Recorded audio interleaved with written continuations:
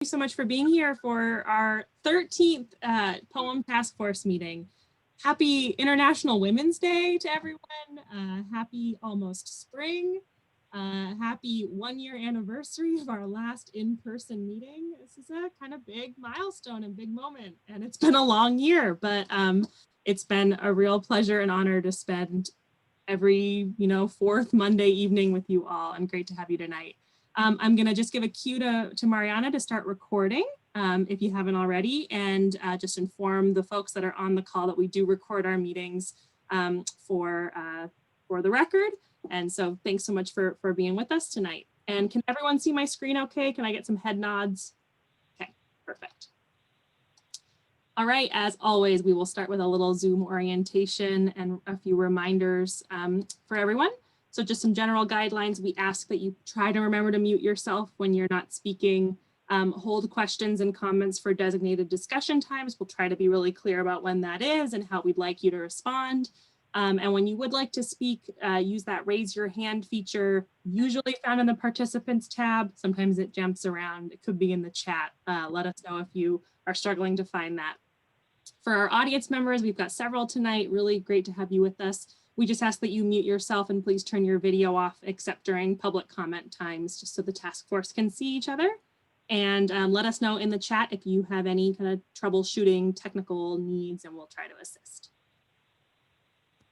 So we have a really exciting agenda plan for tonight. We're kind of starting a new phase of work. So after we do our normal kind of welcome and housekeeping, Shoshana is going to give a little bit of an overview of what we can expect in this phase 4 of our process together and the path that we're going to really be on over the next 4 more meetings to get to recommendations. Some really exciting stuff ahead. And then we have some guests tonight from Metro. Really happy to have them with us to present on some findings from the Metro Regional Congestion Pricing Study. So I'm hearing a little bit of background noise, so folks could mute themselves, that'd be great. Let me just make sure it's not on my end, but okay. And then we're gonna then spend some time talking about the tolling recommendations that have been sent out to you guys via email, and plan to take a vote on that before our meeting wraps up. So just to note, this is a slightly different format than the agenda that we sent out last week. We decided we wanted to make sure we had enough time for that Metro discussion and also have a chance to see that before we jump into tolling. All right, before we dive into the content of tonight's meeting, are there any edits, questions, or concerns about the summary we distributed from the last meeting, meeting number 12? Not seeing any hands or any chats. I'm gonna keep us moving. We'll consider that final and add it for the record. And now we get to public comment. We did not receive any written public comment between this meeting and our last one, but we do have several members of the public with us tonight. If you would like to address the task force, you have a couple minutes to do so now, and I'll just wait a second to see if any hands jump up for people who would like to provide public comment.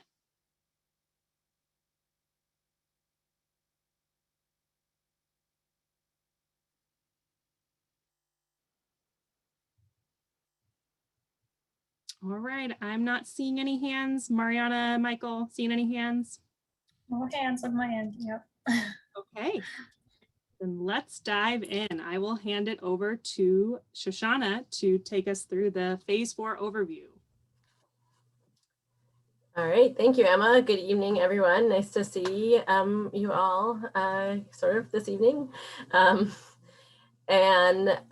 guess actually we could just move right on to the next slide.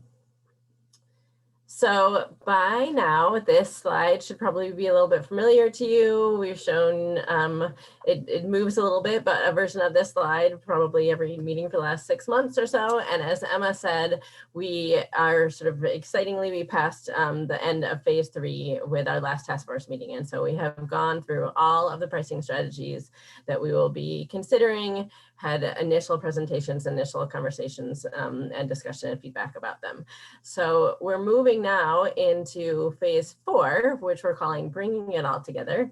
And starting tonight, we're going to be sharing some additional technical information, some additional research, talking about complementary strategies, talking about implementation sort of issues and things like that. And as it's named, trying to think about how to sort of bring everything together and really get through to some recommendations at the end. So that is the work that we're kicking off tonight. And then we're thinking sort of the last phase, really just the last couple months, we'll be really sort of honing in on those recommendations in June and July. And so this slide just has a tiny bit more detail about this next phase of three meetings. Again, tonight we're going to spend much of the time talking about the Metro study. Then one of the things, there's a couple of the Metro modeling is great. We're excited to share it with you. There's also some things that are not going to be seen in that. And so next month in April, we're going to use sort of a different modeling tool that can look a little bit more at some things we know there's been a lot of discussion about, like low income discounts. I think also we'll be able to look a little bit at how things happen with discounts for things like electric vehicles. And so this second tool will help us all sort of examine a little bit more some trade-offs and some potential design parameters. So it'll be a different technical look. And then in May, we're going to try to tackle complementary strategies, knowing that there's only so deep that we can go, but to talk about a number of the things that we've discussed so far: transit, electric vehicles, incentives, things like that, as well as begin to talk more about some implementation, sort of real implementation considerations. And actually, I'm going to talk a little bit more about that later, but that's the snapshot for these next couple of months. And so as we've been doing this work, we feel that the staff perspective anyways, as we've been getting sort of more of a feel of what we think that the recommendations could look like at the end. And I think we actually showed this, a slide with this information on it to you last month, sort of as we talked a little bit about the report. But there's sort of 5 different types of recommendations that we think might emerge from this. And actually, I think we have a slide for each. So rather than naming them, I'll just go to the next slide. So the first type of recommendation that we think is likely to emerge here are sort of these overarching principles for equitable mobility, and the sort of overarching recommendations that you all may give to the city for how to think about designing any sort of new pricing strategies aimed at advancing climate and equity goals. And we think this could be a pretty powerful tool, even these overarching strategies, to really help give some guidance, in ongoing conversations to the city. And again, we have more work to do. This isn't final, but we did want to share that it feels like we're starting, there are things that we've heard sort of over and over from you all in these last year of discussions. And you may notice that this sort of draft that we're at right now with these overarching principles looks, oh, someone is calling me. I'm sorry. Do you guys hear that? I'm getting a Teams call on my computer. That's never happened before. I don't know how to make it stop. Sorry, folks. No problem, Shoshana, you're just too popular. Sorry, we use Microsoft Teams at the city all the time, and so people call me through my computer, but I'm on this, so I can't access it. Okay. Anyways, these pricing principles mirror a little bit what you've probably read in the tolling draft letter that we'll be talking about later. And this is super high level, much more detail there, and much more that we'll want to discuss. But more or less, we've heard pricing holds some promise for advancing these goals. If you want to advance those goals, prioritizing demand management makes sense, as well as a really explicit commitment to centering climate and equity goals. I also heard a lot about the importance of revenue and the importance of reinvestment in multimodal alternatives, although many other things. I think we've also heard the importance of using revenue for an assortment of things. Definitely heard a lot about the importance of providing discounts, rebates, exemptions for low income drivers, and the really important need to design to reduce unequal burdens related to either technology or enforcement. And again, we'll keep refining these in this next few months, but that's sort of, we just wanted to start to share. It feels like we're starting to hear some things. So next next set of recommendations. So then the next category feels like some sort of nearer term moves, and near is a very subjective word, but the next a few months to a few years, something like that. These the nearer term recommendations that we've been talking about so far really all fall into things that we talked about when we talked about parking, which was many months ago, and then the two items that we talked about just last month around transportation commercial services, like pricing transportation network companies or Uber and Lyft, or pricing urban delivery. So those ones we talked about last month. Pricing or parking, as I said, we talked about, it was something like 9 months ago or something, was our first topic, where we spent a couple of months on parking. And during that time, we had to sort of, we all it's been a long 9 months, but during that time, we heard some really good initial feedback from you all, as well as you raised some really great questions. And in the time between then and now, staff took that feedback, took many of the questions that we heard from you, and we've been working with some additional technical parking staff that we have in the Bureau, and a sort of a technical advisory committee that we have. And they've been continuing to think about both what they heard from you around some early thoughts and some questions, as well as continuing to think about where we are as a Bureau and the continuing impacts of COVID and capacity and resources, and just really what might move the bar. And based on all of that, we're sort of thinking of recommending, we talked at the time about five items plus one that came from you all, and sort of recommending in the parking realm, in the short-term parking realm, sort of back down to focusing on the three that you see here around parking cash out, fees on private parking lots, or making it easier to sort of add more priced parking around the city. And not to say that these can't be further restricted, or you guys might want to take some of these off the table, but we are recommending sort of focusing in and not spending much more time on two of the other ones we talked about, including unbundling within the development context. And there were some ideas of sort of quicker short-term moves around raising prices in smart parks, or even on the street, that just, especially in the context of COVID, sort of don't make the most sense for us to focus on here right now. And so just wanted to share that, and we're working on a memo to share with you all with some more details about that feasibility analysis and those recommendations. And again, between now and the end of this process, we'll talk more about that and how you want the final recommendations in those areas to end up. So then in the category of sort of longer term opportunities, that there may be some additional things, some short-term things, some things that you think make sense to continue thinking about, but likely will take a little bit longer. What we've talked about is, again, back with parking, the idea of something much more sort of variable, dynamic, a more comprehensive on-street parking system, but that would definitely take longer to put in place, especially as the city is working on what we have called performance-based parking right now. Something like a cordon around downtown, or the idea of a more sort of dynamic road user charge that would be based on the vehicle miles traveled that everyone is doing. And if that could maybe interact with a cordon or something like that. Those are the longer term ideas that have been on the table so far. And for each of those, some of the modeling discussion tonight, we'll want to continue to see what it shows and what we think that might mean, or what you all think that might mean as far as recommendations. And again, each of these next conversations we think will continue to help inform whether you want to keep all those on the table, when you want to focus, if you have design recommendations for all of them or one of them, or things like that. And then we sort of pulled out tolling is unique. It doesn't quite fit in the short-term category, it doesn't quite fit in the long-term category.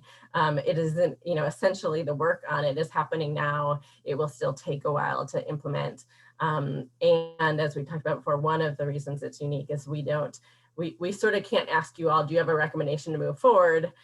Because that decision was already made by the state. Instead, we can ask you, if we have an opportunity to influence, how do you think we should influence it? And that leads directly to the letter we'll be discussing later. Aaron, I see you have a question. Yeah, and this might have been covered somewhere. What time frame are you delineating between short-term and long-term? Well, and I sort of glossed over it because it's a little bit variable, I guess. I think the short-term recommendations, even those short-term recommendations, anything that you all think really makes a lot of sense is still going to take a really focused process to move. We're not getting into the level of detail where it can be like, okay, do a new charge here next month. So realistically, even the short-term ones will take a little while. I think depending on the urgency with which you all, I think there's some room in the recommendation space to be like, we think the city really needs to start moving on some of these, and we want you to fast track something. Again, knowing it's a bureaucracy and fast is the relative term, but you could do that, or there's a fair amount of planning that will be involved in all of these things, and it could take another 2 years. Whereas I do think something like a cordon or the road user charge or a truly dynamic parking system, it's just going to take a while. So that's still, I'm not able to say like 1 year versus 7 years, but it's more prioritizing the ease of implementation and fighting through bureaucracy, that sort of a thing. Right. Lowest hanging fruit that we could actually see real implementation on a shorter term basis. And I think one of the reasons that some of these are on the longer term horizon is partly technology, but also who's the implementer. I think there's some on the screen that the city would be the implementer, some that would really require lots of interjurisdictional stuff, whereas the ones you see on the more kind of nearer term bucket are ones that really the city could probably implement themselves. So it's a spectrum for sure.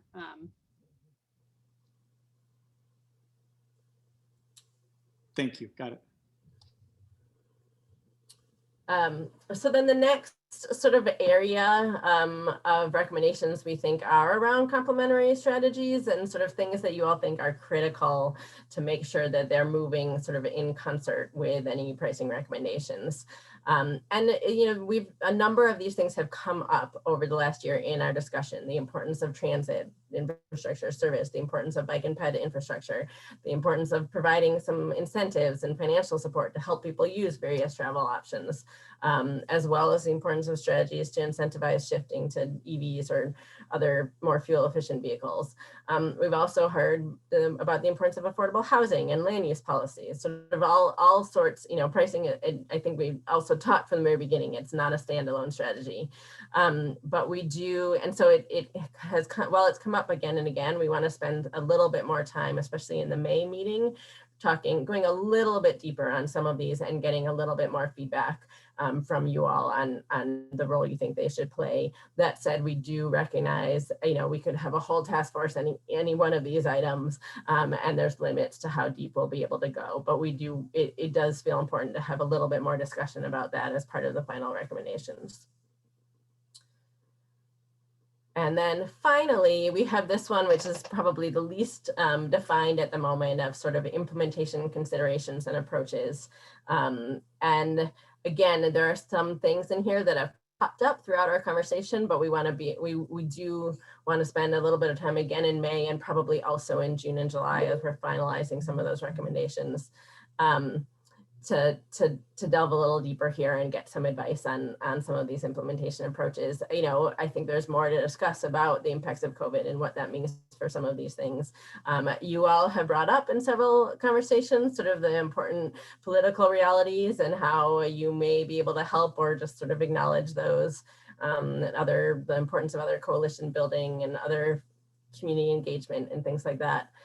Something sort of related to that timeline conversation is, are there recommendations of, we think one short-term strategy and one long-term strategy fit particularly well together, and it's important to sort of sequence them or something like that. And then again, sort of what are technology needs and what's that going to mean for implementation? So yeah, so that's just the last bucket, and that we'll want to spend some more time and get a little bit more feedback. And again, knowing there's only so deep we'll be able to go. but so those are, that's really sort of where we are thinking that this is going as far as recommendations. And I think we want to sort of ask if there are other clarification questions like that one, not, if you have feedback on the actual items, that's what we want to keep talking about with you over the next 5 months, but more, just any sort of quick clarifying questions. Thanks, Shoshana. Yeah, so if anyone does have a kind of, I didn't understand this, or kind of a question like that, feel free to raise your hand. But we really welcome, as we're planning these next set of meetings and trying to really land this plane, we always welcome your comments and your feedback. We got a comment, I think, at the last meeting of just, what are these recommendations going to look like? And we totally get that that's been not well defined. Tonight, we're going to have kind of one kind of look at how what they could look like, but I hope this helped provide a little bit more clarity. And we really welcome any more thoughts you have, either in the meeting eval or via email to us afterwards. Not seeing any hands pop up for clarifications, and we are bang on schedule, which is great. So with nothing popping up, I'm gonna move us forward and turn it back to you, Shoshana, to introduce our guest speakers tonight. Yeah, so we have mentioned the main attraction tonight is some of our colleagues from Metro who are going to talk about a very timely study that they've just completed, doing some actual modeling work on the very same pricing strategies that we've been talking about. So we're super excited. I think we're going to the next slide. Is that, I can't even remember what's on it. Yeah, we go. We're super excited, really, actually, at the timing that this has worked out so well, sort of for where we are in our process and where Metro has landed sort of at this moment. Because we think that the results that you're going to see tonight can really help to sort of inform the discussions that you're having. And, we're interested to see if you feel like they help to sort of validate some of the things that we've been talking about, sort of pull out trends, if there are unexpected things, if there are potential impacts that it feels like, you would want to inform sort of policy recommendations around. But that's the sort of what we hope the discussion can be around tonight. Another really important piece of context, and then Alex Orshak and Matt Bin, who I'm going to hand it to in just a second, are going to bring some more context and probably some more qualifications. But one sort of really important one is, models are great, and we're excited to sort of stop talking entirely in theory and look at some technical information. Models also have a fair amount of limitations. And my colleague Eric shared this quote that models are never right, but are sometimes useful.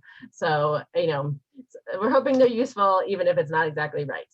But that's, that's sort of the background that we need to go into with this. And just also knowing they can highlight trends, they can share some useful information, but they're not going to give precise, oh, if we do this, this is going to happen exactly. So just want to set that context. And I think that probably, without further ado, I should hand it over to Alex and Matt, who will give you much more exciting information. Yeah, and Shoshana, just before we do that, I just want to this is going to be a meaty presentation. I'm sure there's going to be questions as you go. We've got a lot to cover tonight, as always. We want to save a lot of time for discussion. So I do want to encourage, if you've got a kind of clarification question, feel free to type that into the chat. We'll have Eric Hessa on our team, myself, and Alex and Matt. I know you'll be presenting, but if who's ever not presenting wants to keep an eye on it, we'll try to if one comes in, we'll try to kind of flag it or respond to it in writing, but just so that we can keep the kind of clip going. But now, Alex and Matt, over to you.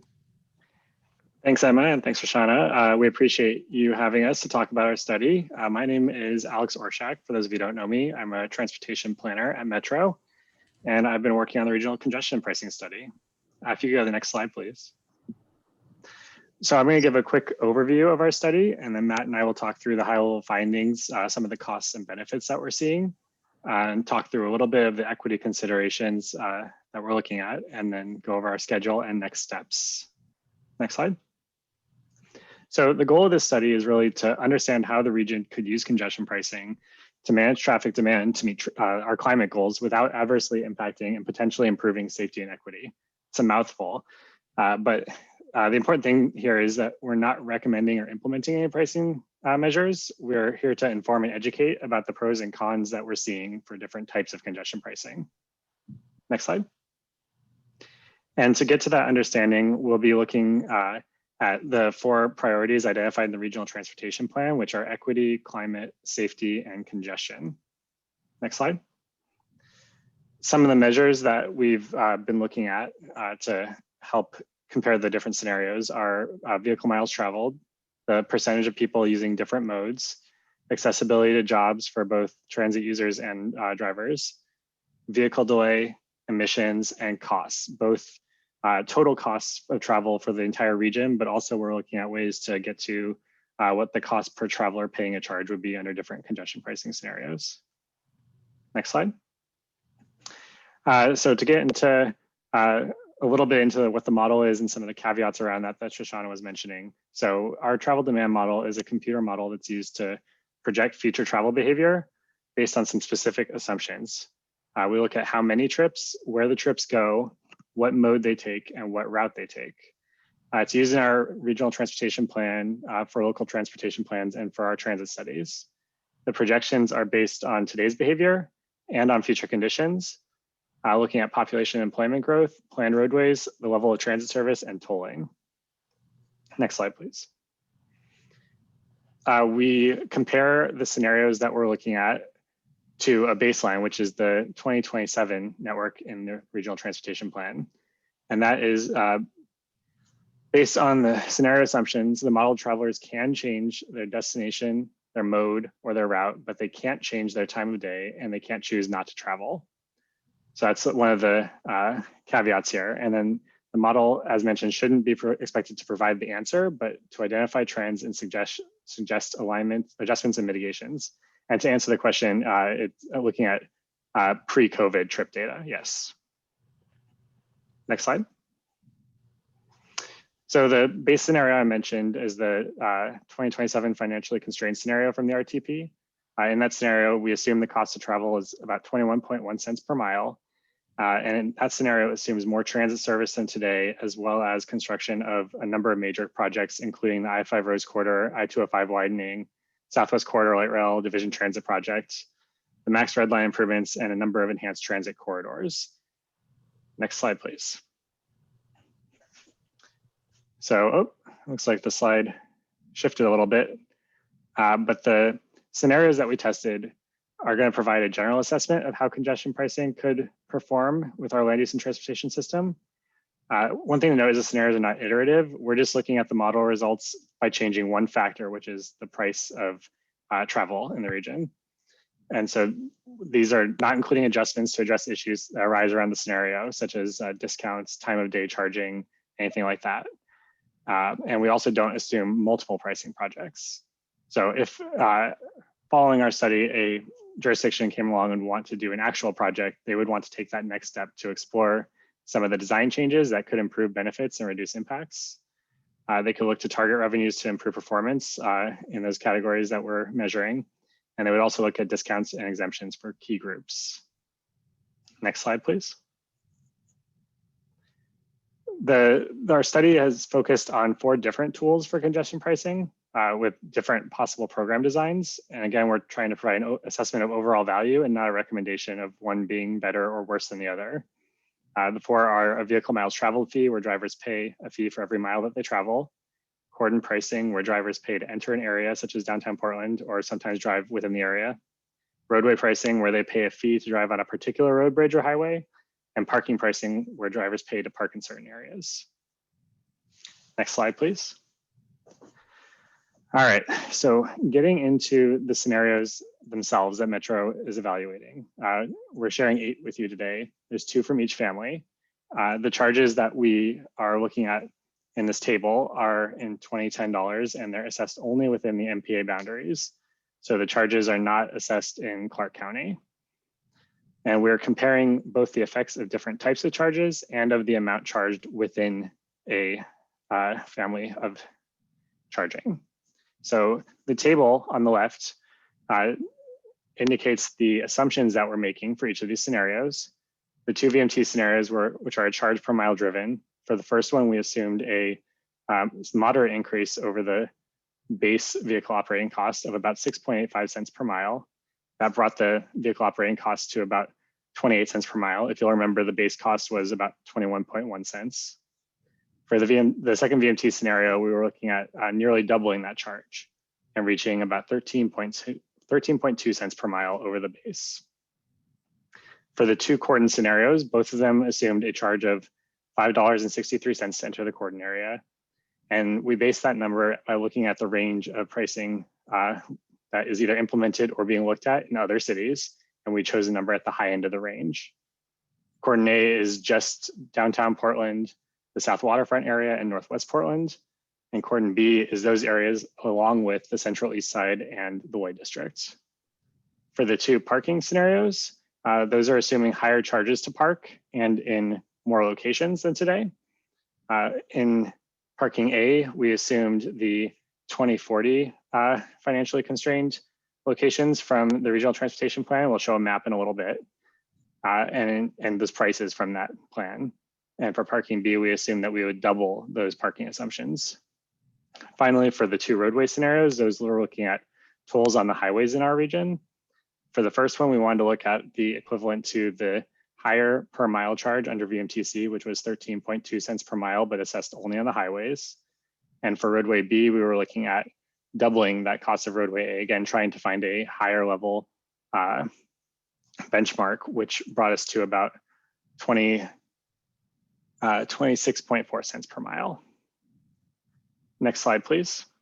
And Alex, maybe just before Yes. we go to that, we got one question. Would the VMT scenario replace the gas tax? And Elizabeth, I think, already answered it. Or do others, and do the other scenarios assume gas tax plus pricing? Yeah, these scenarios all assume an increase over the vehicle operating costs in 2027, which I'm not sure exactly how the model classifies it, but these would be additional to the existing costs.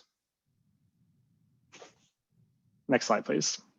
So I'm going to show a quick series of maps that help to ground us in where the boundaries of these scenarios are. So for the two VMT scenarios, we're looking at the entire MPA, a per mile charge for every mile driven within the metropolitan planning area. That's the area in purplish and whitish on the map. Next slide, please. These two maps demonstrate the boundaries of the cordons, which I described a little while ago. And you can see cordon B on the right expands the boundaries east of the Willamette River. The important thing to note in the cordon scenarios is that if you're traveling through the cordon on the freeways or highways, excuse me for a second, or if you're, for example, using US 26 to reach the Ross Island Bridge, those trips are not charged. The cordon assumes charges only for trips that enter the local street network within the cordon area. Next slide, please. This map shows the parking locations and long-term parking factors for the 2040 plan. And so this is what we're using for parking A. You can see the range goes from 16 cents at the low end to about $16.30 on the high end. And these are the assumptions for long-term trips. So generally speaking, work trips or college trips. And then for the parking B scenario, we would double these rates. The exception being that those three zones that you can see in Vancouver would remain at the base level and they would not see an increased charge in our modeling. Next slide, please. Finally, the roadway scenarios, the throughways or the limited access roads that we are assuming being charged in our scenarios are the roads shown in red in this map. And again, we're only assuming charges within the MPA boundaries. So the portions of these throughways that extend outside of the boundaries of the MPA would not be charged. Next slide. So with all that in mind, I'm going to provide a couple slides that show a quick overview of how these different scenarios perform. And then Matt's going to provide a little bit more information on some of the specific data. But before I get into this, I see a question of whether parking costs are per hour. They're not, they're per trip. So the long-term factor assumes you park and you go to work or wherever and come back, and that's the price you paid. So for the summary of scenario performance, what we found was that all 4 scenario types help to address our climate and congestion priorities, which is great. And all 8 of the specific scenarios that we tested help reduce the drive alone rate, reduce vehicle miles traveled and emissions, and they increase daily transit trips. One thing that we found too is that the geographic distribution of the benefits and costs actually varies by scenario. So there's some areas that pay more, some areas that pay less, some areas that benefit more, some areas that benefit less. And there are trade-offs for implementing the pricing scenarios. Some of the scenarios that perform very well also have some of the highest cost or charge some of the most drivers, while some of the ones that perform a little bit more mixed have their own trade-offs. Next slide, please. So this is a big table and there's a lot of data on here, but I'll try to walk through it. Essentially what you're looking at is the columns you see each of the 8 different scenarios that we have, and the rows you see the different metrics that we're analyzing. The squares, the different colors represent in the green direction from lighter to darker, a smaller to larger positive change. So moving in the direction we're hoping to see in terms of reducing vehicle miles traveled, reducing the drive alone rate, increasing job access, for example. And as you go from light pink to a darker orangish color, you're going from a smaller negative change to a larger negative change. And that's areas where we're seeing movement in the opposite direction of where we'd like to see. So an increase in delay, an increase or a decrease in job access. So what you can see looking at this table is what I mentioned on the last slide. All of these scenarios do a good job reducing VMT, reducing the drive alone rate, increasing daily transit trips, reducing emissions. And you can see that the 2 VMT scenarios and the 2 parking scenarios generally do a good job across all metrics. One of the other findings that we're seeing from this table is that the cordon scenarios and the roadway scenarios both are seeing some negative changes in terms of freeway delay, arterial delay, and job access. And it's important to caveat these again by saying that these are results that only look at changing that one pricing factor, and they're before any discounts or exemptions or reinvestment of revenues or iterations of the program design. They're also not assuming that multiple types of congestion pricing are in place. It's only looking at the changes affected by a single scenario. So a future project would probably take these results and use them as a starting point for areas to dive further into and look at what some of those impacts are and what could be changed about the program to help mitigate those impacts. So with all of that said, I believe Matt is going to spend the next few slides walking through some of the findings on the different metrics.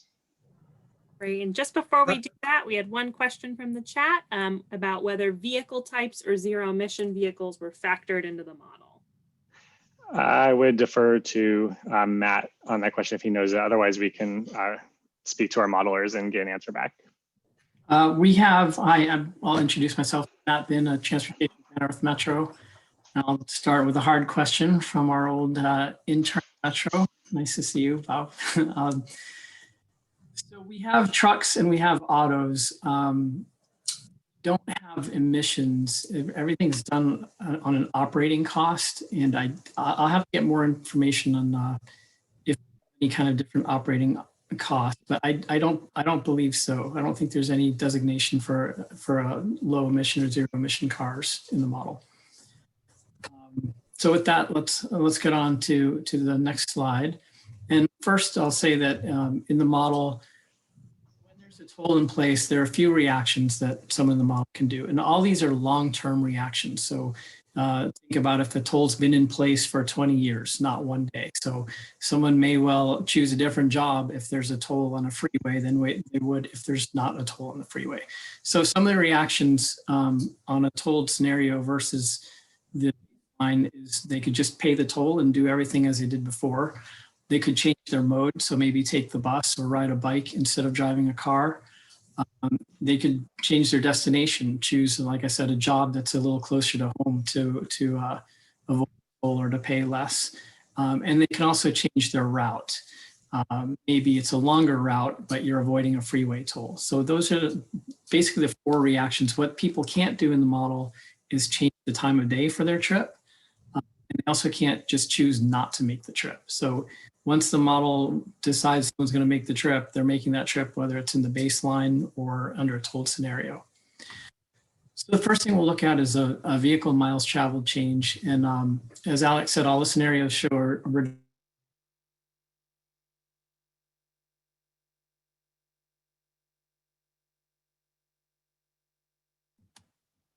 Oh no. Did we lose Matt? We may have lost Matt. Oh boy. I can take over for him until he comes back. Okay. Oh, bummer. That's all right. So as Matt was saying, all of the scenarios show a reduction in vehicle miles traveled from that base scenario. And what you can see is VMTC and roadway B are showing the greatest reductions at a more than 5% reduction over the base. To give you a comparison, the Regional Transportation Plan's 2027 constrained plan, the entire list of projects resulted in about a 1.6% decrease compared to the no build. So any of these congestion pricing charges are performing pretty well in terms of reducing the vehicle miles traveled in the region. Next slide, please. Hey, Alex, before you dive Yes. in alone, do you recall the VMT reduction target that we have for the region, if we do have one? I am not sure of that, but I can look into it and get back to you. Or I might, if Eric Hesse often can rattle these off. Eric, do you know? And Eric's busy replying to others. Sorry, I've been writing a whole other things. I will follow up with information so that others can see it and you can continue. Thank you so much, Eric. Yep. Over to you, Alex. Great.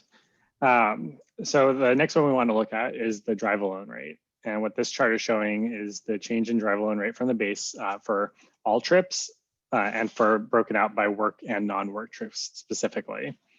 What you'll see is the work trip reductions are generally higher than the total trip reductions, and that's because there are significantly more non-work trips in the model than work trips. And what you'll see is that VMTC and parking B, which are the two higher level charges in those scenarios, have the greatest reductions in drive alone rates. And most scenarios show a decrease between 0.5% and 1%. And all of these, as I mentioned, all these scenarios show greater reduction in drive alone trips, work trips than non-work trips. Next slide, please. In terms of emissions compared to the base, these are essentially modeled based on vehicle miles traveled changes. So you're seeing a very similar pattern in the change in emissions. These results are a subset of model runs tested for emissions reduction using what's called the MCE tool. It's a new tool that Metro has been working on. Is that rustling noise Matt coming back? I'm back, Alex. I don't know what happened. That's all right, Matt. We're on the emissions now if you want to take back over. Okay, sure. Sure. The emissions fairly closely track the VMT reduction, which is a surprise since mainly it's the mile that affects the emissions. So let's move on to the next slide. So vehicle hours or delay is where it gets interesting. I'm glad I got back in time for this and Alex didn't get to do this slide. So I was talking about before the different reactions to this, to the tolls, and the VMT and parking scenarios reduce delay on both freeways and arterials. That's not really a surprise because the VMT, everybody's getting charged for every type of trip. For parking, it's targeted to specific people going to specific locations. So they're not going to change a whole lot. They're likely to change their mode. But for the cordon and the roadway, we have some diversion. So these are people who choose to change the route of their trip, and that causes some issues. So for the cordon, the people who are trying to get through downtown, pass through the cordon to get maybe from the east side to a job on the west side or from north to south, they appear to be shifting. If in the baseline they would have gone through that cordon, now we're seeing a lot of diversion, people shifting to the freeways around downtown, and that's causing some congestion on those freeways. So that's increasing the vehicle hours of delay. It's mostly right around downtown. It's not a huge number, but that is occurring. And we'll caveat everything. We didn't look at what it would happen if you had a cordon and you charged people to drive on the freeways. Like Alex said, you're allowed to pass through on the freeway without paying the toll. And then the roadway scenarios also see an overall decrease in the vehicle hours of delay, but you do see an increase on the arterials. So that clearly shows that shifting of traffic from the freeway to the arterials. So those are the only places where you're seeing an increase in the vehicle hours of delay. The other thing I'd say about the cordon is it's interesting because you see with the larger cordon, you actually see a little bit less delay. So I think there's something to that. It could be as the cordon enlarges, that diversion is on roads that are less congested. If you have the cordon just in downtown, people are to 405 and I-5 and some of the busiest places in the region. Okay, next. So accessibility by auto, what this is looking at how many jobs on average people can get to by car within 30 minutes. VMT B and C and roadway A show the greatest improvements. Cordon A and B actually show lower job access by auto, and that's directly related to the last slide that we showed where the vehicle hours of delay increases. So both of those are causing a little bit of congestion around the outside of the downtown area. So this is most likely trips, again, head east, west, or north, south past downtown. Next slide. So this is the same thing, but looking at accessibility by transit. First thing, if you look at the scale, these are not huge changes, 2.5%, 1.5% negative. Most scenarios improve the job access via transit. Even the cordon where we just looked at access to transit, access to jobs by cars was worse, but by transit it's better. And that's because, again, we're shifting trips from arterials to the freeways around downtown, and the bus is mostly on the arterials. So they can cruise through and it's actually an easier trip for them. Roadway scenarios, on the other hand, you're shifting vehicles from the freeways to the arterials, and that's where the most buses are running. So in those scenarios, you have the buses slowing down and able to reach fewer jobs.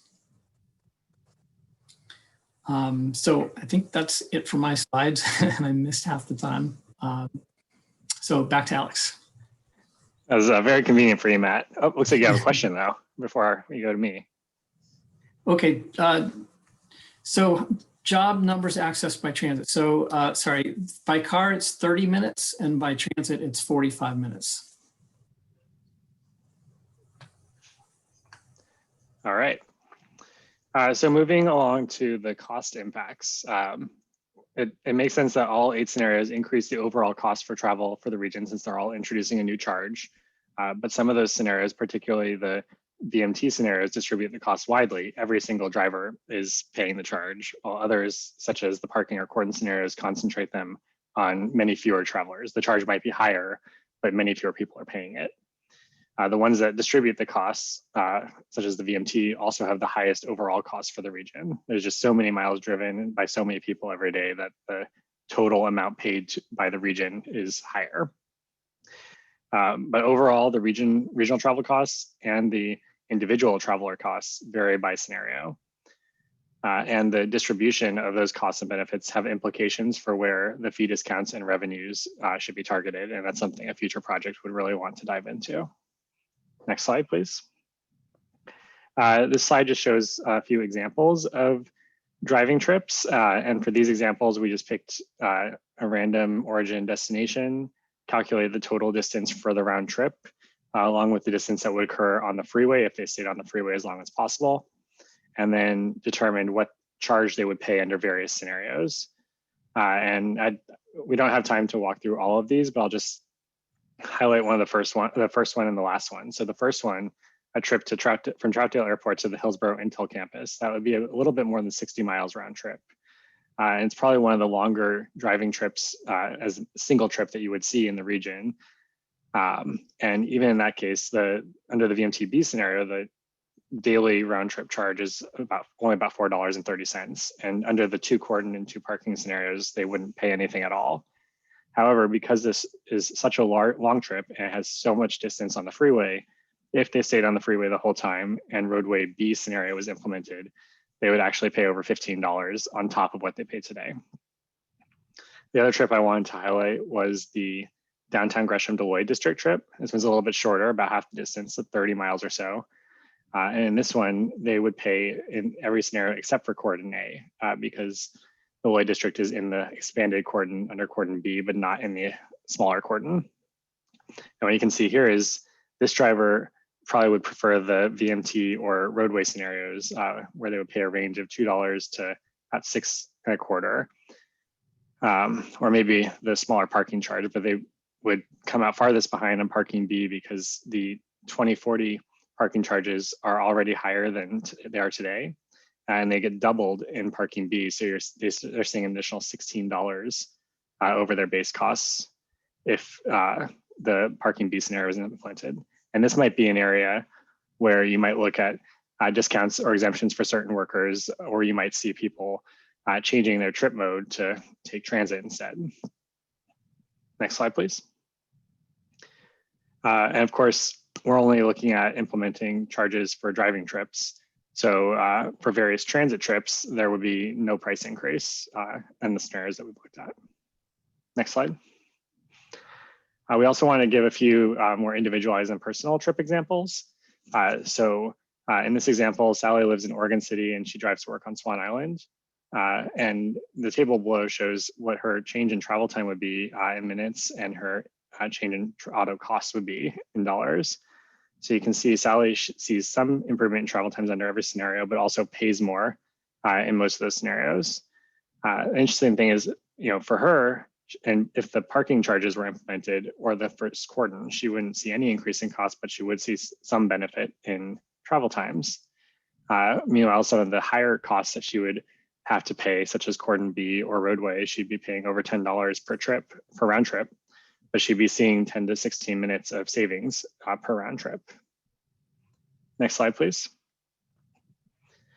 We also looked at situations where she chooses to avoid the toll in those higher charges for the cordon or roadway. And what we see is that she can avoid the toll, but she would still see an increase in costs, mainly because she would have a longer trip and her auto operating costs would increase.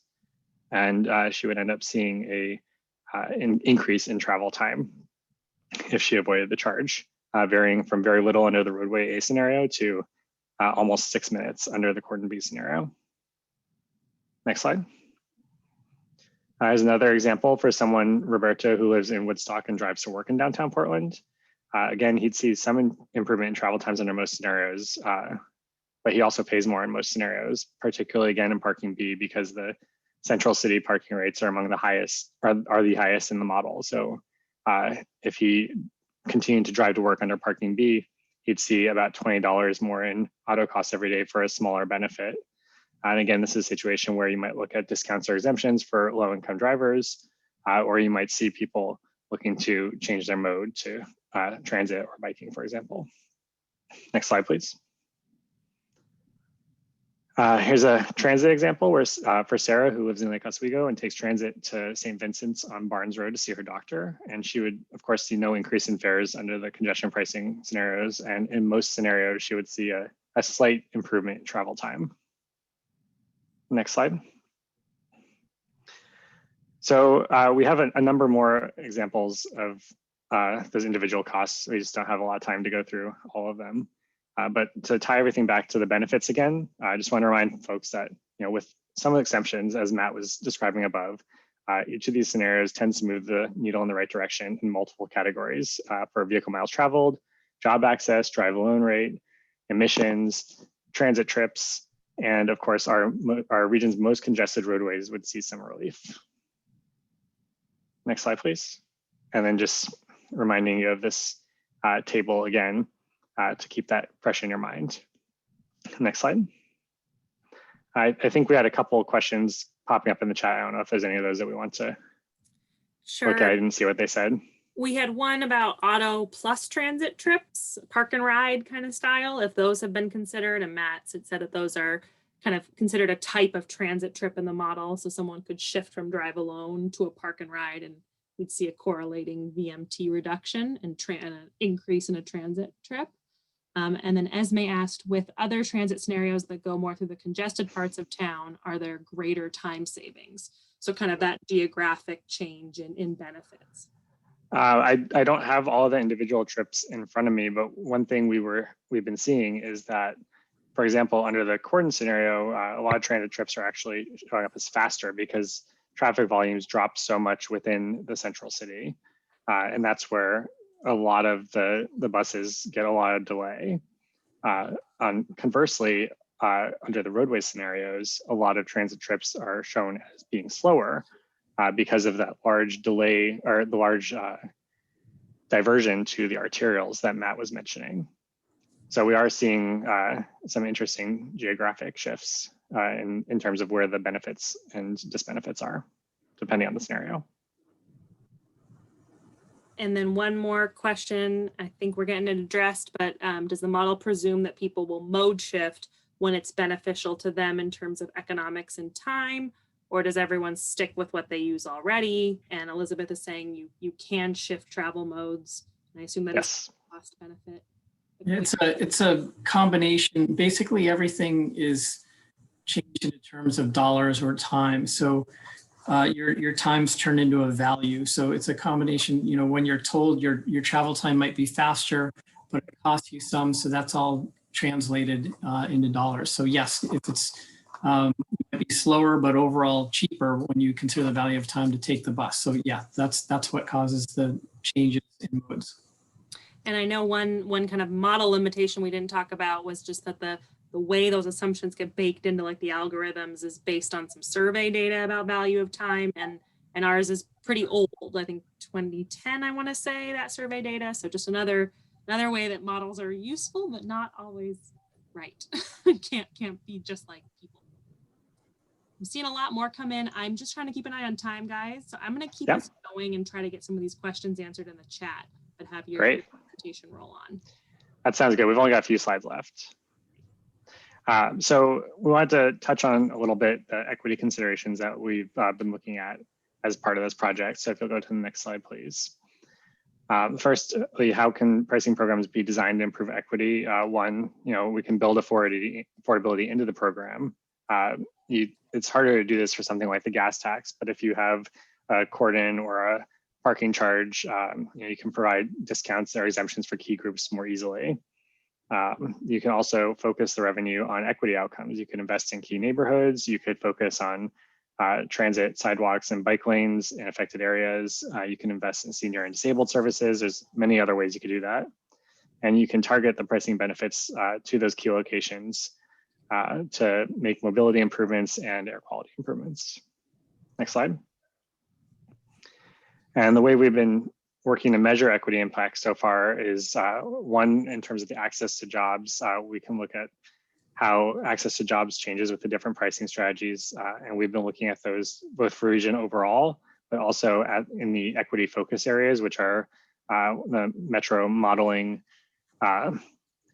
zones where there's higher concentrations of affected populations.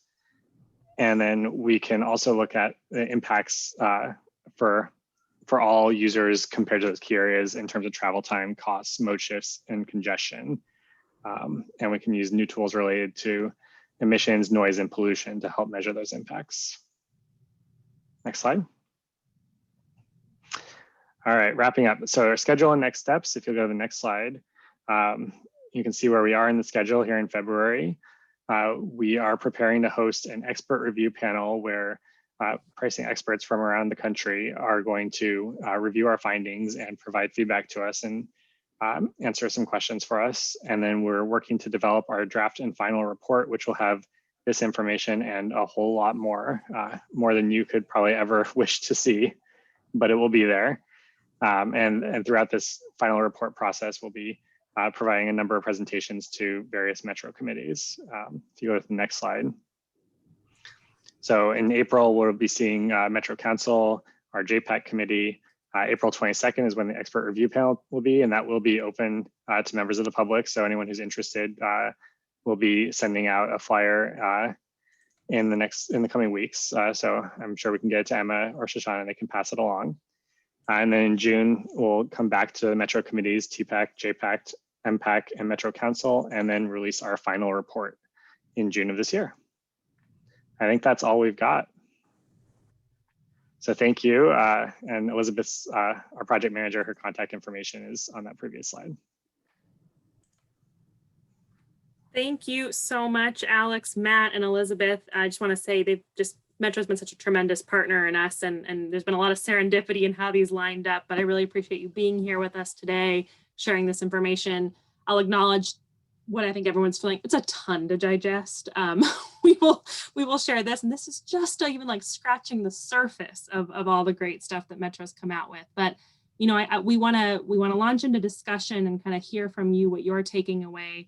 Before doing that, I just want to share, you know, the purpose of tonight's presentation isn't to give Metro feedback. They've been doing a great job kind of getting touch points, but it's really to inform our process. And so we as staff kind of all got a preview of this, and I think had a little bit of a time to process and come up with some takeaways, you know, things like, okay, it's validating a lot of the trends and dynamics we're expecting to see. It's also pointing out a lot of things we'd love to dive deeper into, some impacts we'd want to, you know, explore and see how you might be able to mitigate that.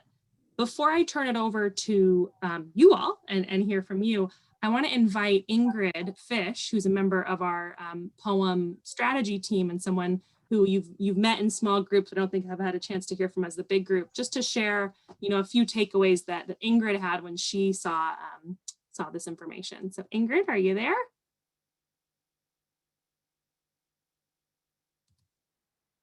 Oh, Ingrid, you're on mute.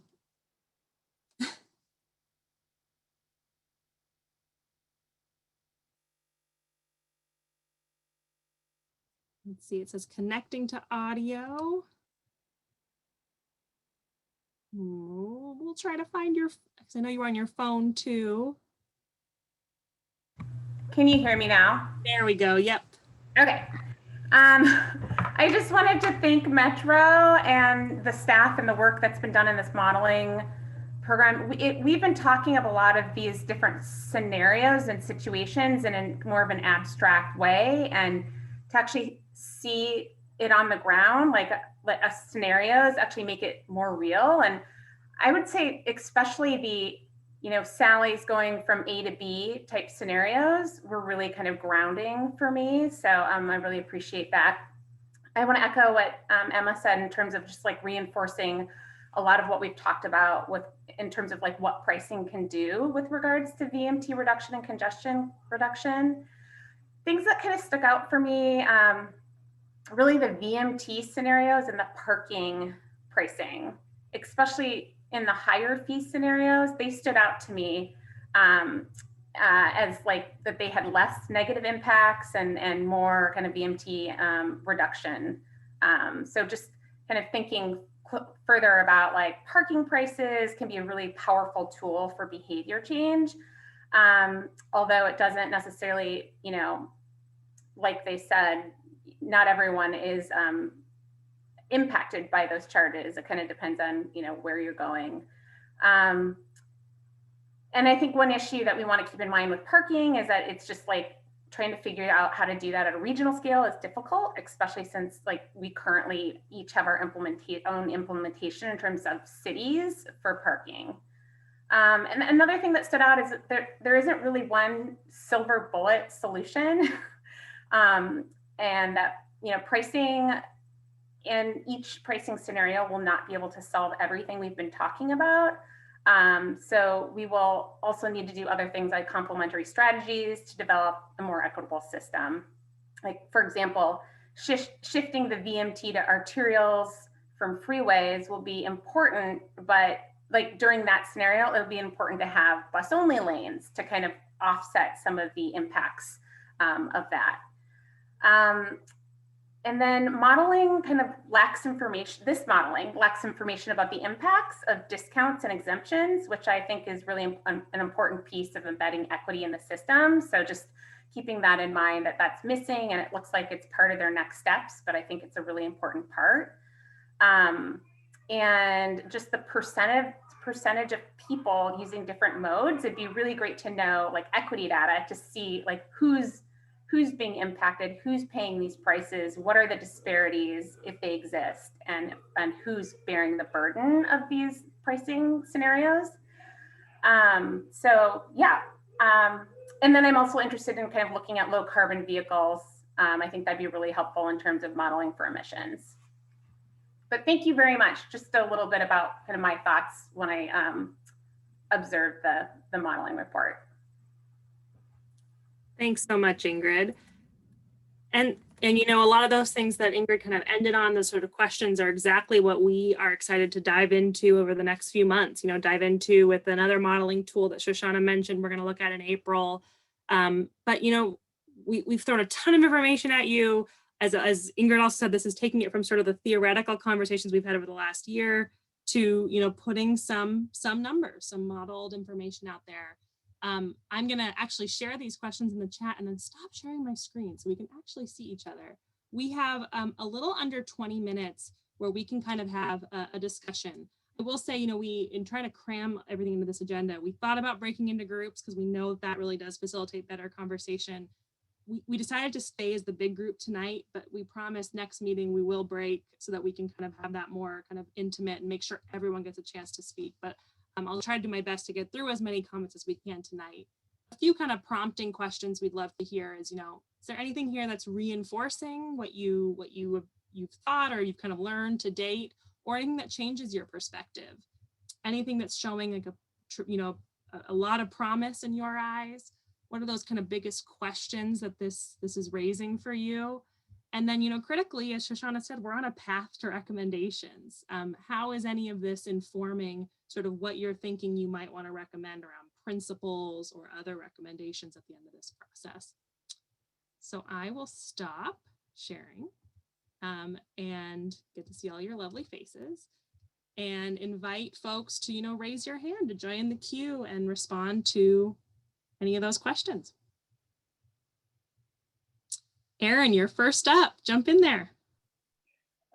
Yeah, and guys, thanks. This is really, really cool information and timely. I did have a question. So the 4 goals that you listed, climate, congestion, equity, and safety. And I didn't really see anything in your chart on safety. And I wonder how, for example, like in the roadway changes and pushing more cars on arterial streets, or the change in parking. So maybe parking is, people, it changes their driving habits, or any other of these other things, how that might affect safety.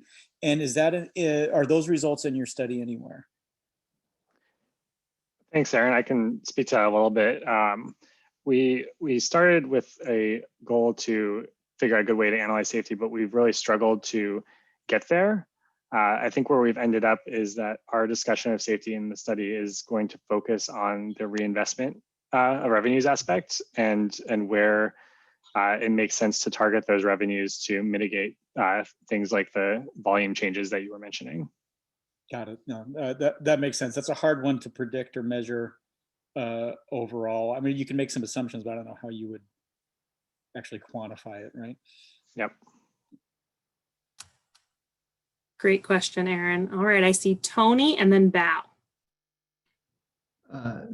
This is more kind of a question about our committee. The thing that brought back to my mind was, and so much has changed since we had our first meeting. And I remember we said it'd be great to know, for example, in downtown and Lloyd, like who's driving there to commute and who's paying to park in these garages. And obviously, like, you couldn't do an intercept study in the last 12 months, but it's still, I think that's an important thing to know. Like when we see that sticker shock of like $20 downtown, it's important to know who's paying and when, and also like different type for workers at different types of day, those prices vary tremendously. A service employee who's working at night might drive downtown and find very low price parking in the city smart park program versus someone who's parking an office worker parking all day. So I think it would be great if there's any data that we could ever find about those demographics would be great to have. Thanks, Tony. Great point. Just a couple things on that. You're so right. It was like one of the first things that came up, and it's been on our kind of, we as staff have been trying to move it ever since. You're then absolutely right that we could have done a great intercept survey and then COVID. And it's like, do you do surveying and data collection during a time when everything is been turned up? But we are still pursuing that because we think that, you know, collecting that data is critical, particularly even in COVID times, you know, learning about how that's changed. So I'll be honest, I don't think it's realistic to think we're going to get that data before the conclusion of the poem process, but we are, you know, committed to doing it. I also think this would be, you know, as we look ahead to recommendations, like that'd be a really great thing to come out of this group. Like, these show promise, but these are the questions we'd have to answer. We encourage the city to gather that data or gather that data regularly. Those are the exact types of things around kind of implementation next steps that I think would be really helpful. All right, Bao and then Hao. Oh, hi, everyone. Can you hear me? First, thank you, Matt, Alex, for your presentation. Yeah, I used to work briefly at Metro, so nice to see you guys. I do have one quick comment and then a question. I have made a question, but I'll save some time for others. Sorry. So I think regarding the data, I know the street light vendors or sidewalk lab, they have probably a lot of passive collected data all the time based on cell phones or vehicles. So maybe that's one source that the city or Metro can look into, because street light, one of the companies. My question is, wonder, so maybe Matt or Alex, you had looked into elastic studies. So it basically kind of slide the scale. And obviously, I know you have plan A, parking B, you have road A, road B, but what if you just like do like a sliding more scale and to see how the things shape out, you know, where your outcome might impact based on that, like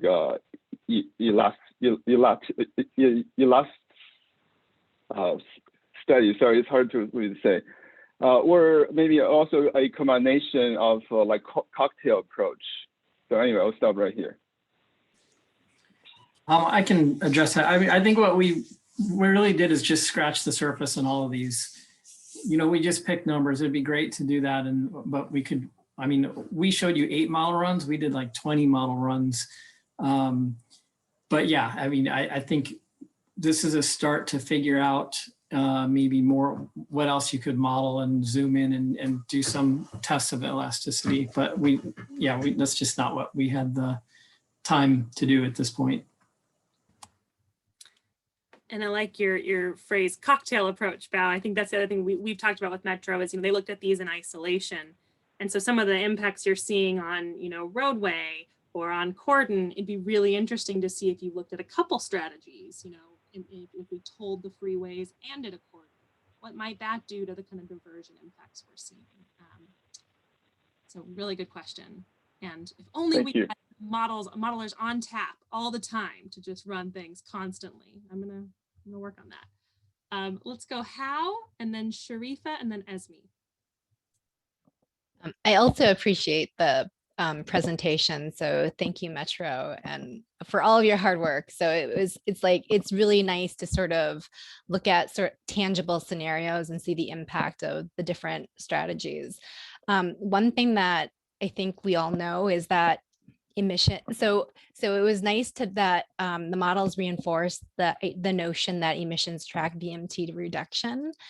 And I think an area of frustration for me is I think ODOT has been looking at VMT to replace the gas tax for the last 15 years.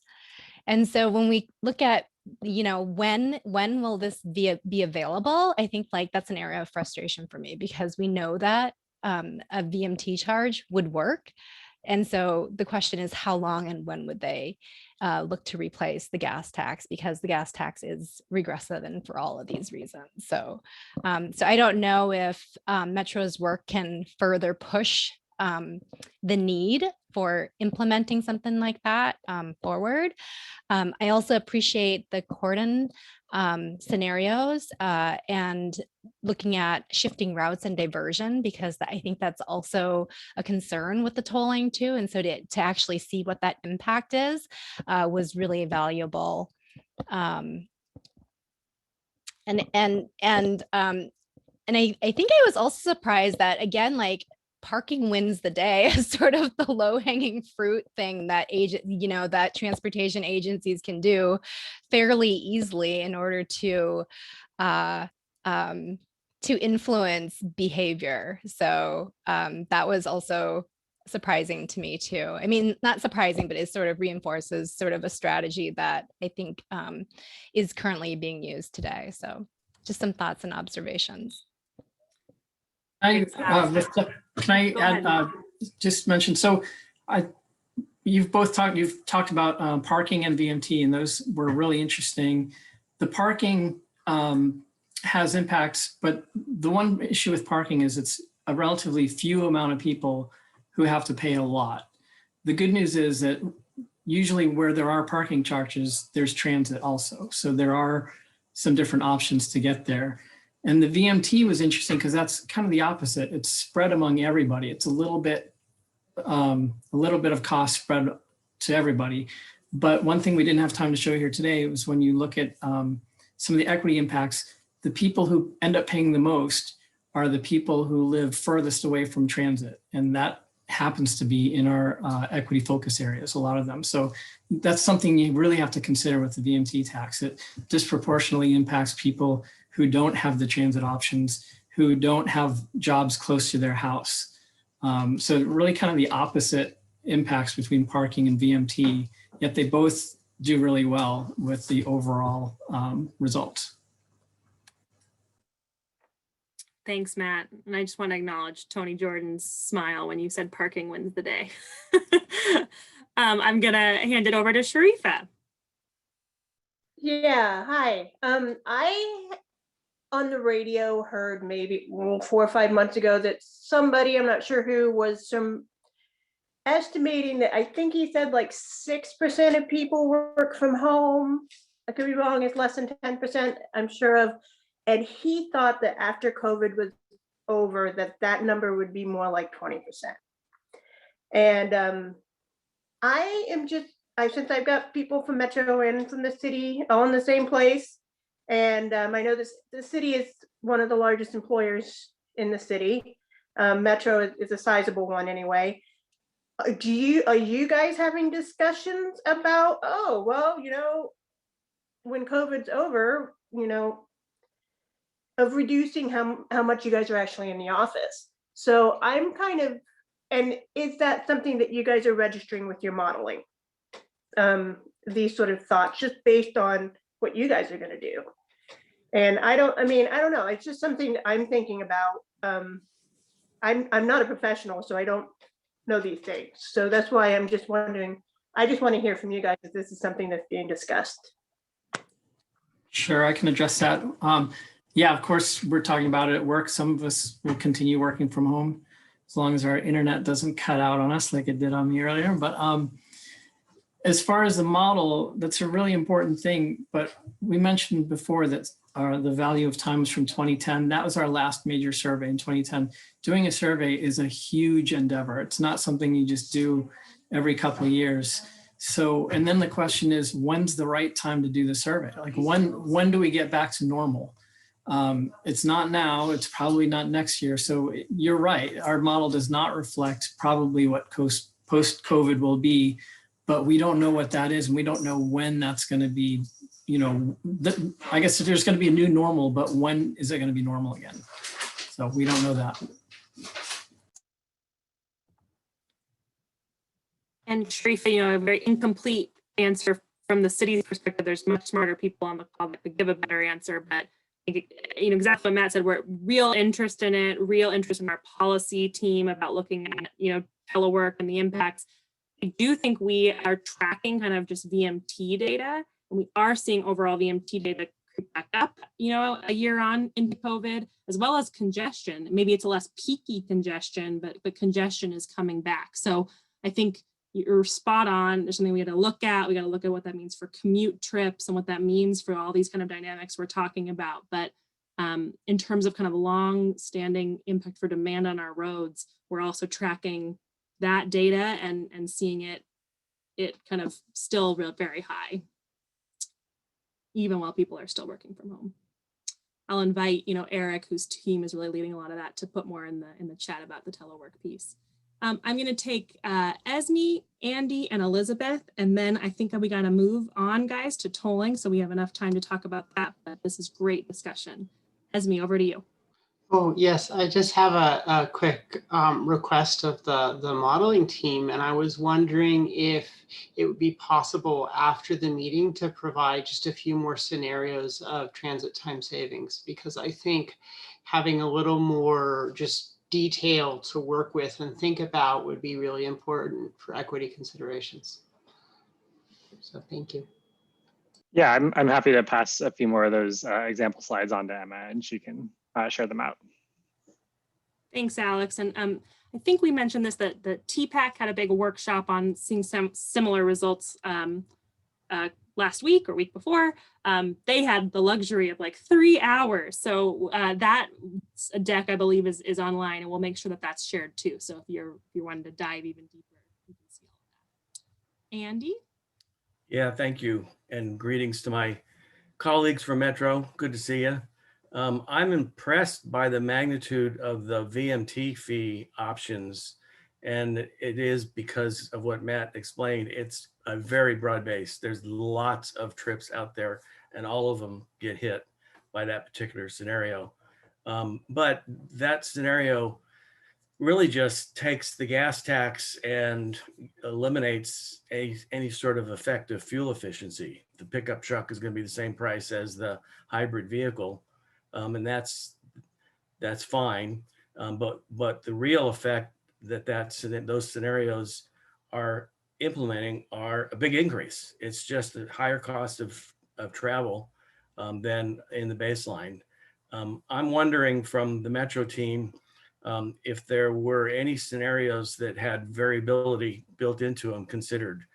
You can create a VMT fee, especially with the GPS technology that is moving into the fleet, that has a peak charge that's much higher, an off-peak charge that's much lower, and therefore is more strategically targeted to the times of day that we're concerned about with congestion. I think the comment about the geography is also one that you could vary. You could have a much lower fee east of 205 and west of 217 versus inside 217 and 205, because there's more traffic and more congestion inside that area than outside that area.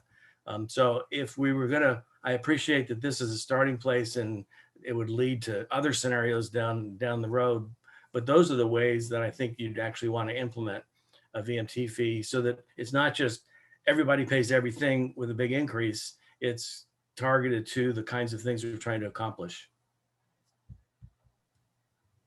Those are good points, Andy. And our modeling, our scenarios didn't quite get into that, but one of the recommendations out of our study would be that that's something that really needs to be looked into in more detail if anyone were to move forward with a pricing scenario like that.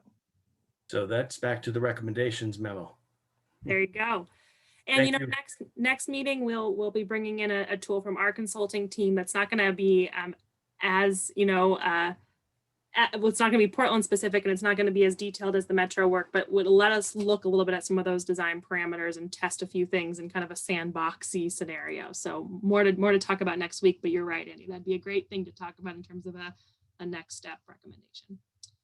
Okay, Elizabeth, I'm going to let you have the last word on this. Go for it. Yeah, Andy, I think that's a really interesting point about the, the emissions and the efficiency of vehicles and how that impacts gas tax versus VMT.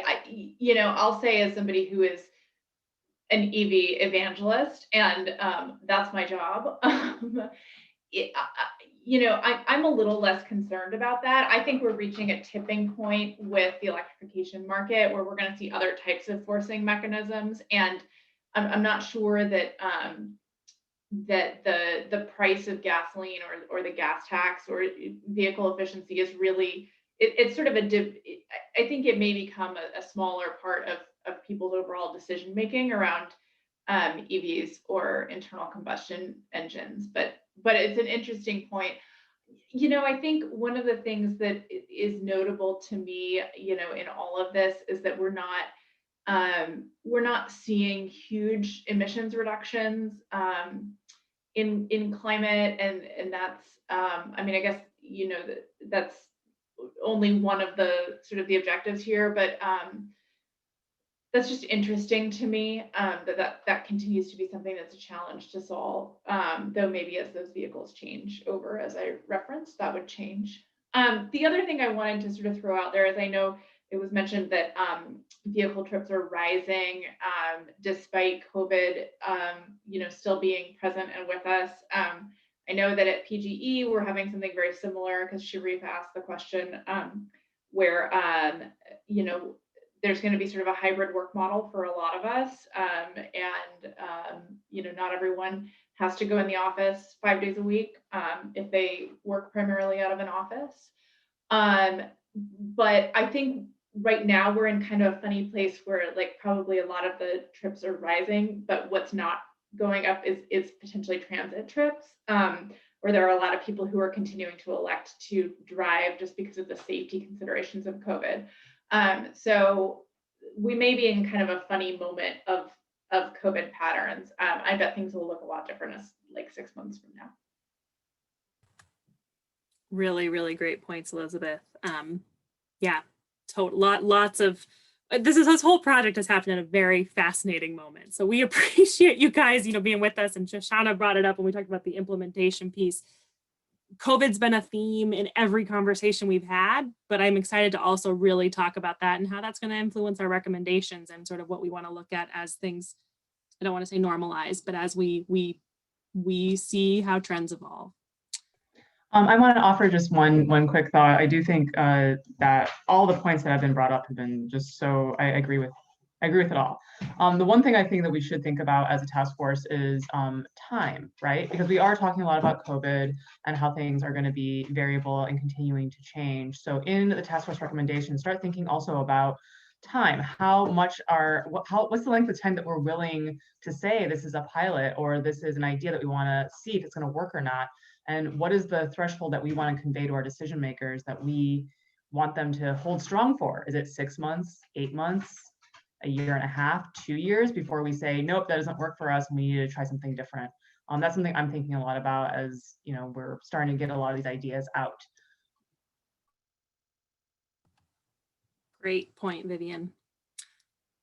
All right, folks. I know that was a ton and we just scratched the surface and there's lots of folks who didn't get a chance to talk. I really want to recommend or encourage, I shared the link to the slides. We'll share it again after the meeting, dive deeper and share your written reflections with us. We're at a really important point in our process and there's never going to be enough time in 2 hours to really discuss it all. But we really appreciate hearing your feedback. We want to make sure you're kind of bringing the threads through so that we're using this to inform recommendations. So don't think that was it. There's going to be a lot more time to process.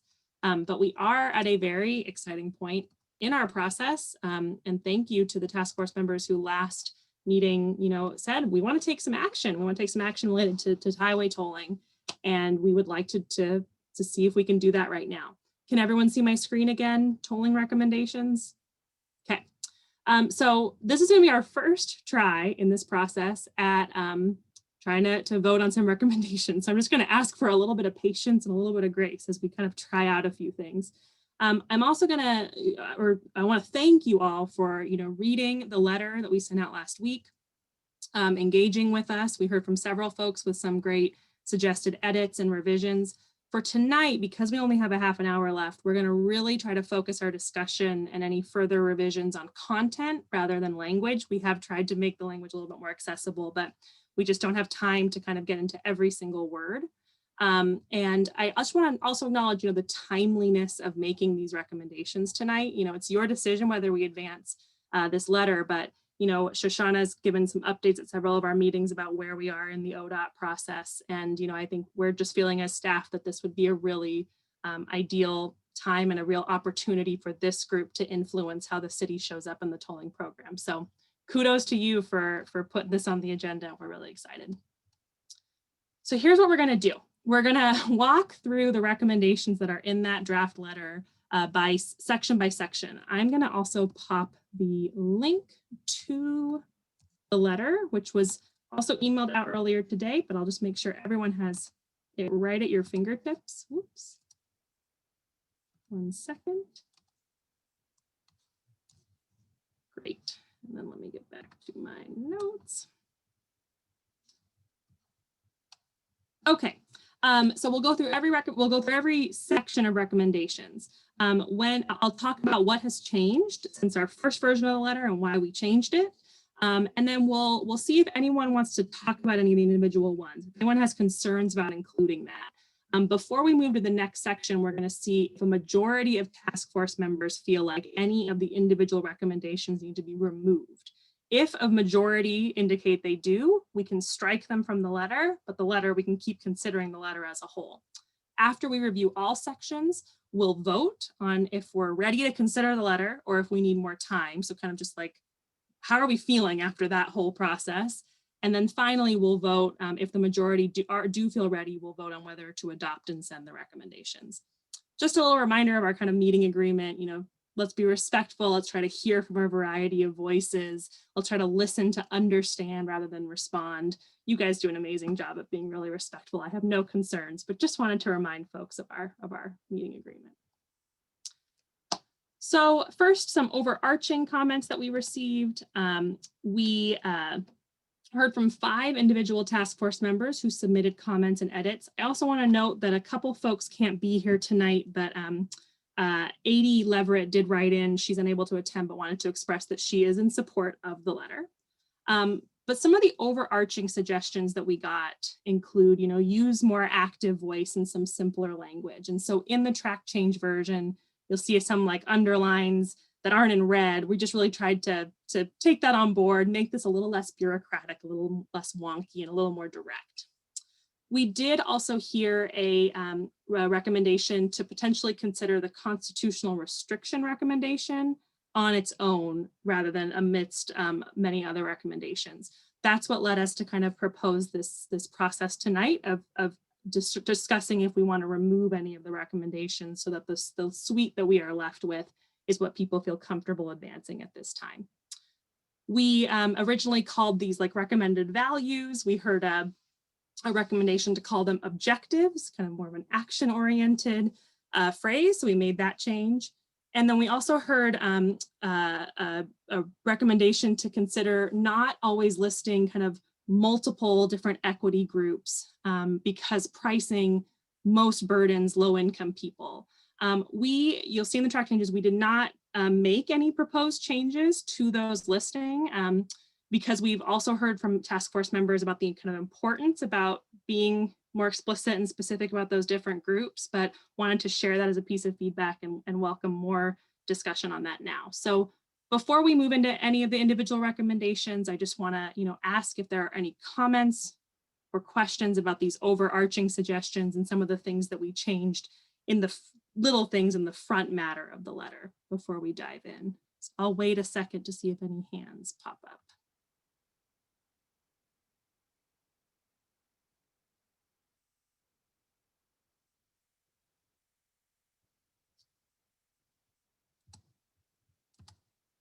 Not seeing any. I'm going to keep us moving. Okay. So our first section was about the kind of goal of tolling. We tried to document a few of the things that we think have come up in our discussions about tolling to date. A couple of the changes that we made between the first version and the version we sent today. Number 1, in the very first statement where we talk about the primary goal should be to manage traffic demand, we did add a little bit of an acknowledgement that tolling can generate revenue and that can be a product of it, and tried to specify that we're saying that shouldn't be the top priority or the sole priority. Tried to make that kind of a little bit clearer. We did hear some feedback from a task force member about, because of that importance of making the primary goal traffic or demand management, recommending to ODOT that they change the name to a congestion pricing program instead of a tolling program. So we did add that in for consideration among the group. We got some feedback that, advocating strongly for variable tolls may imply that we've talked about what the toll rates would be, and we may need to include some language about, the more analysis is needed about those toll rates and potential toll limits, because variable could also mean it goes very, very high. And I think those were all the changes. That last one we've kept really the same. So, and I'm seeing things ping up on my chat, but I think that those are mostly Eric still taking some technical questions. So my question to you before we move on is, does anyone have any concerns or remaining comments or proposed changes to these 4 recommendations that you'd like to bring to the group?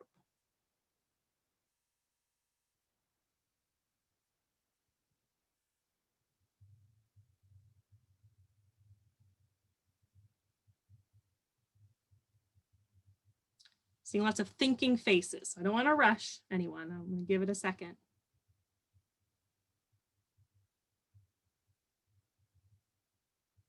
Okay, I'm not seeing any hands pop up. Oh, sorry, Elizabeth, there you go. Yeah, just one thought on the fuel efficiency and vehicle occupancy. We may want to tweak the language just a little bit, because there are other ways at getting at those goals, right? It doesn't have to be that you pay a different price. Sometimes it can just be like a designated lane that moves through the toll plaza faster. I don't know if this tolling program that's being considered is really large enough to support that, but I don't know that we necessarily need to lock ourselves into like those people would pay a different price. If there's a way to adjust that language to be a little bit more inclusive about how those different vehicles could be treated differently. Sure. Let me, I'm just gonna, sorry, but too many screens to navigate. I'm gonna try to pull that up for myself and see what our language currently is. So we further recommend additional consideration of variable pricing based on fuel efficiency and vehicle occupancy to support climate goals. Elizabeth, if we kind of broadened that out a little bit to say we further recommend additional consideration of policy design related to fuel efficiency and vehicle occupancy, would that kind of address your? Yeah, I think that would capture it. Great. Monique. I'm hesitating on not wanting to open up a can of worms with this one. So take it as you will. But Elizabeth, just want to kind of reference your last comment actually of, there might be a lot of other forces moving electronic vehicles, et cetera. And so my question is really, would we consider something like this a success if all the cars and all VMT stayed the same, but they were all electric vehicles? In which case, is there a point in calling that out? So hopefully not too much of a can of worms.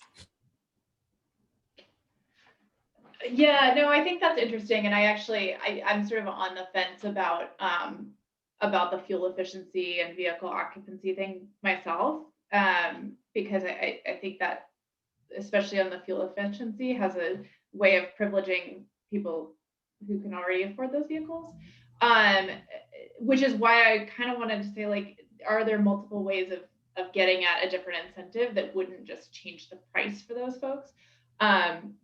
And this says additional consideration, so it doesn't necessarily say this is absolutely the right way. So that's sort of why I'm comfortable with it. But yeah, no, I hear you. I don't think that all the VMT being the same and just electric vehicles is the right solution.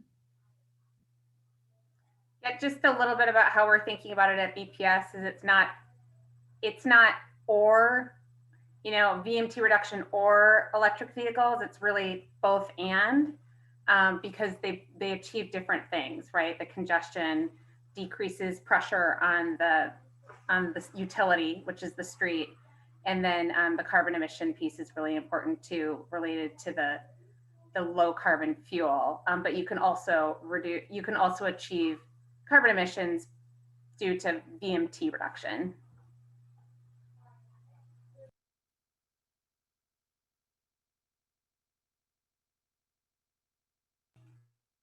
Emma, we can't hear.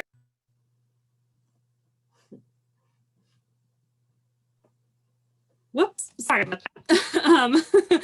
Just calling that what I've kind of proposed verbally, I've also put in the chat. And I think that's consistent with these great comments of, you know, making it a little bit less tied to price, but calling out fuel efficiency and occupancy as things related to emissions reduction. So we recommend additional consideration of policy designs that consider fuel efficiency and vehicle occupancy. Seeing nods, if anyone disagrees or wants to offer anything else, please raise your hand. Well, and can I just add, maybe even just in addition, Monique, to your point, I think, you know, some of that trade-off between encouraging fuel efficiency and encouraging just straight VMT reduction, regardless, is what we're going to continue talking about next time too. So yeah, I mean, as Ingrid said, to get at least to our climate goal part, it feels like a both and, but there's also, we just have to keep thinking about this. What's the right level in the you know, how do we get the right percentage, and which things are we considering with which policy? But I think we can continue that at least to some degree next month as well. Mm-hmm. All right, folks, I'm not seeing lots of hands jump up, so I'm going to consider us kind of good on this section, and we'll move to the next one. The next one was all about use and allocation of tolling revenue. I have to do the screen juggle. 1 second to get back to my notes. Okay, so our changes in this section were really about kind of just making it more active voice. We tried to remove some of the unclear or wonky language like non-right of way. And we said, you know, it makes it harder to invest, but no, the constitutional restriction just doesn't allow for investments that are outside of the roadway. We also tried to just add a little bit of clarification for the kind of reason that local and regional stakeholders should be involved, that it's not just about meeting their needs, but it's about addressing some disproportionate impacts felt on the local system. But other than that, the content of these really stayed the same. Are there any comments people want to make about things they feel concerned about here that they'd like to propose to the group? Elizabeth, go for it. Sorry, so many comments right now. So just two quick ones. I think, you know, up above, we've said that this isn't about revenue, and then we've given revenue the primacy of like the second block as opposed to impacts on communities. And I might just suggest switching those. And the second thing is that I think we not only want, I think, local community members to be involved in the conversations around the use of tolling revenue, but also in the exemptions and discounts and stuff that we talk about in what's now the third block. So I just want to call out that I think those local decision-making kind of could go in both of those.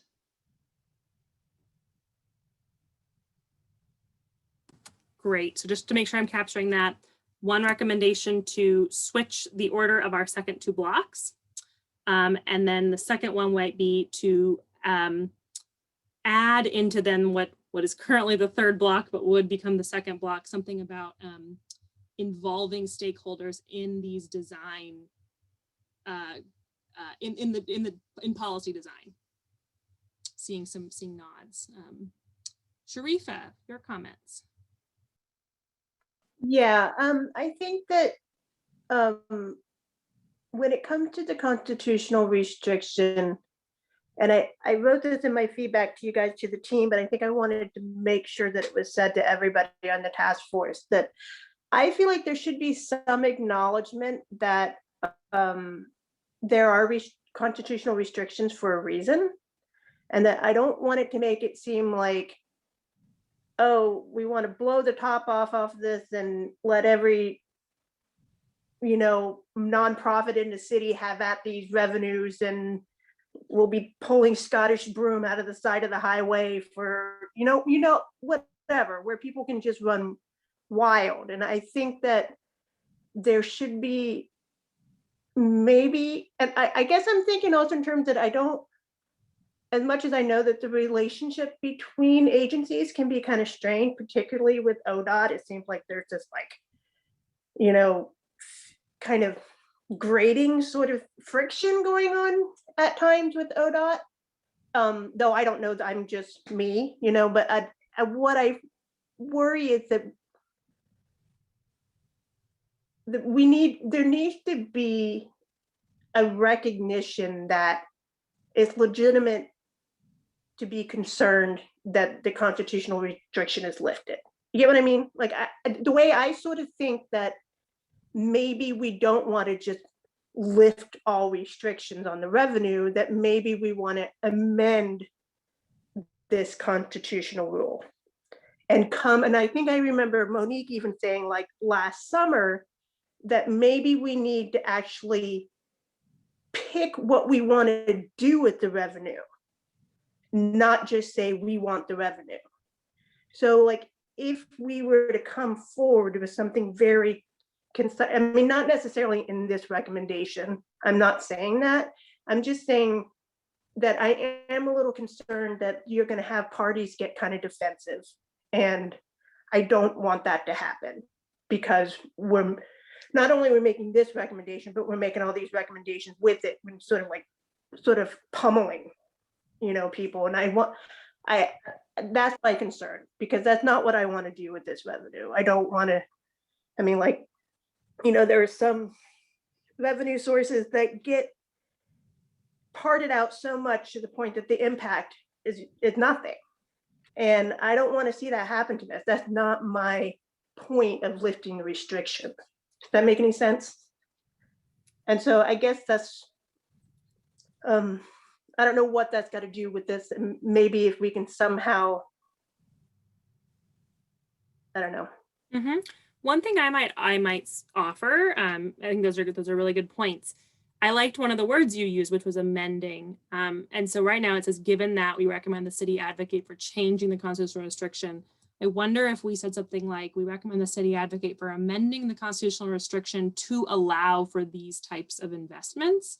It connects it more to the earlier part of that statement about the other kinds of multimodal non-capital investments, but still kind of focuses it on transportation and, you know, the things that we've talked about as being very important around pricing. So seeing Sharifa nod, I welcome others to kind of weigh in. That sounds pretty good. Okay. I mean, you did already mention transit specifically, which I appreciate, you know, but yeah, I like that. Great. Thank you. Thank you. How? Related to Sharifa's comment, I wonder if, you know, the notion of using the revenue to mitigate the impacts of traffic diversion, right? Because I feel like that is a concern that the local communities are going to have to deal with, right? So one of the byproducts of tolling, and even Metro identified that as, you know, one of the issues of cordons, right, is traffic diversion, and it's traffic diversion onto arterials and local roads.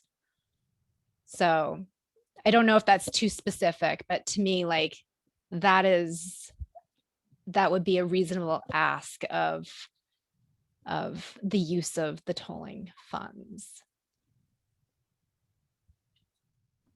Thanks, Hal. I'm working as fast as I can to write again kind of a written version of this that might address that. While I work on that, I'm going to have Esme share her comment. Oh, I just wanted to say, as we talk about this in the constitutional restriction, I think it's important to keep in mind the history here, because the history of the constitutional restriction is the reason it was implemented was specifically to prevent transportation revenue for being used for transit and other urban needs. And it was specifically to preserve the mission of the State Highway Department as facilitating long distance auto travel. So, and I mean, I can go dig up some information on that for our next meeting, but this is not an abstract random thing that was handed down from the universe. It was a specific political moment that in my reading at least has a lot to do with hostility towards urban needs. Thanks for that perspective, Esme. So folks, I've proposed in the chat a revision to that would say, given that, we recommend the city advocate for amending the constitutional restriction to allow for these types of investments and mitigating potential impacts of tolling. Can I just add, I think that makes a lot of sense. I also, the next bullet is toll revenue must also be allowed to help with mitigating diversion onto local streets. And in many ways, you can use, the constitutional restriction does not restrict the funding from being used on local arterials right now. So that I don't think there's any harm in that, but I'm not sure that that's actually necessary. We can use toll revenue, from I-205 and use it onto 82nd or something like that.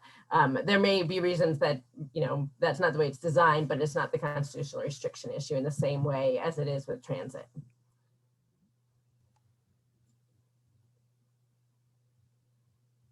All right, so given that, and given that next bullet, are we comfortable with maybe ending that sentence then to allow for these types of investments? And then the next bullet would be tolling revenue must also be available to ensure that traffic diversion, et cetera, et cetera. Wait to see if any hands pop up. And I'm trying to keep an eye on time too. This is great, but I want to make sure we're getting you out of here not too long after 8. Monique? Not sure if I understood Shoshana's comment entirely, but it sounded like the third bullet just might not be required at all. Sorry, I guess I would actually say that I think the third bullet is important because that is sort of a direction to ODOT to say, make a decision to allow for the use of the toll revenue onto local streets, which will get diversion, and even the modeling is showing that already. I think but the constitutional restriction issue, that doesn't restrict that use of funds. That's just a decision that ODOT can make. So I think that in my opinion, it does seem important to keep that there because that's an actual recommendation ODOT. We think this is an important use. I'm not sure that it needs to be tied into that second bullet about the constitutional restriction because it's not. It is more about a decision and sort of policy design. Great clarification though. Okay, folks, I'm going to move us to the third section, but I think proposing making this the second section. So please do chime in if you disagree with that. Just to recap in this section, oh my goodness, so many windows. The only changes we made here was in the discounts, exemptions, and rebates bullet.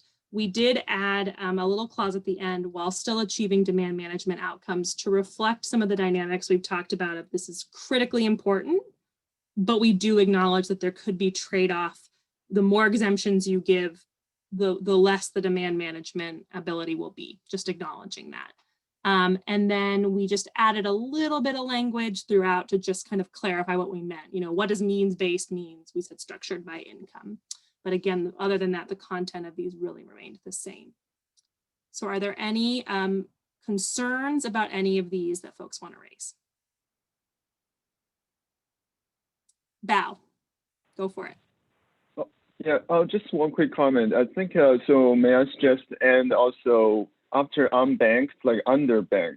So we have folks who have some banking, but if you require credit card, they don't have credit card. So it's maybe checking account, something like that. So underbanked. Thank you.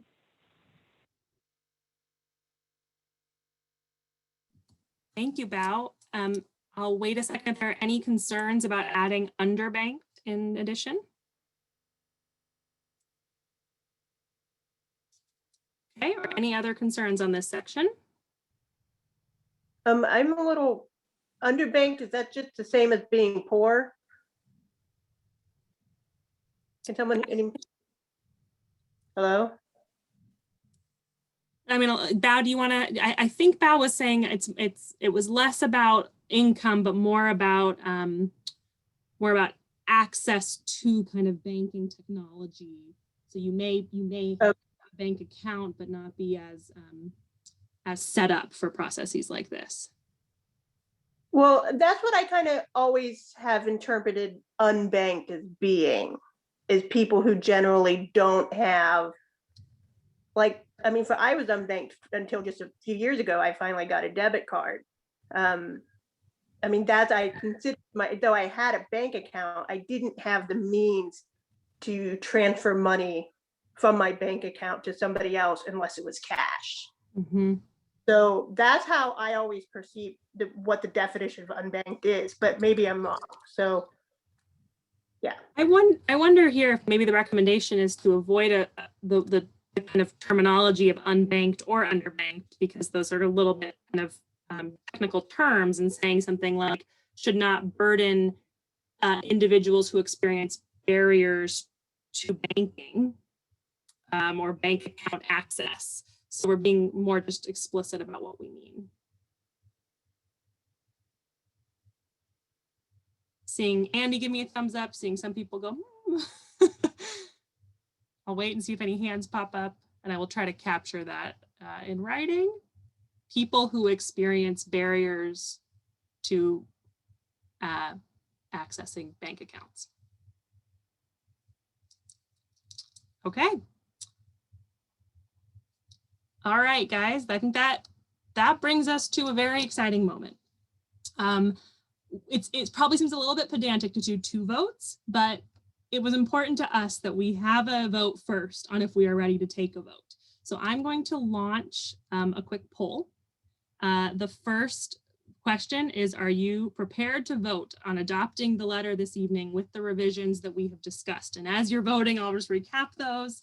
We're going to change in the first section, not about variable pricing for fuel efficiency and occupancy, but we'll make that around policy design, switching the order of those second 2 blocks, including something about the involvement of stakeholders in design, adding that kind of edit to the constitutional restriction bullet, and defining unbanked.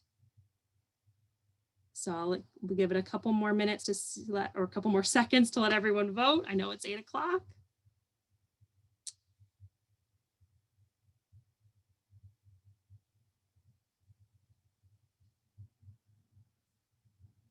Okay, just one more little bit. I've got 14 votes. I'm not actually sure how many of our task force members are here tonight. Mariana, do you know that? Have you counted? Just want to make sure. Hi, I counted 15. 15, okay, so we're waiting for one person. I'll wait just a couple more seconds. Unless someone had departed earlier. Okay. That may have happened. So I'll let folks know we have 93% or 13 people have voted yes, they're ready to vote. 1 person has voted no, we need more time. We will, as says on the slide, because the majority are ready, we're gonna continue with the vote. I'll share those results so that you can see it. And we will move to the vote of, do you approve of adopting the recommendations in this letter and sending it to PBOT and BPS? So for this one, there's 2 vote options, yes or no. As it says in our charter, there's no consensus required. So if the majority votes up, the votes yes, should have changed that, not thumbs up, but votes yes, the letter will be distributed.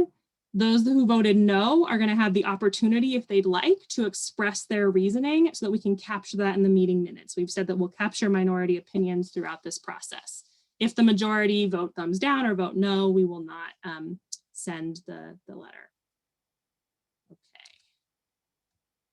So now I just have to figure out how to launch the right poll question. Here we go. Okay. Do you approve of adopting the recommendations and sending it to PBOT and BPS leadership?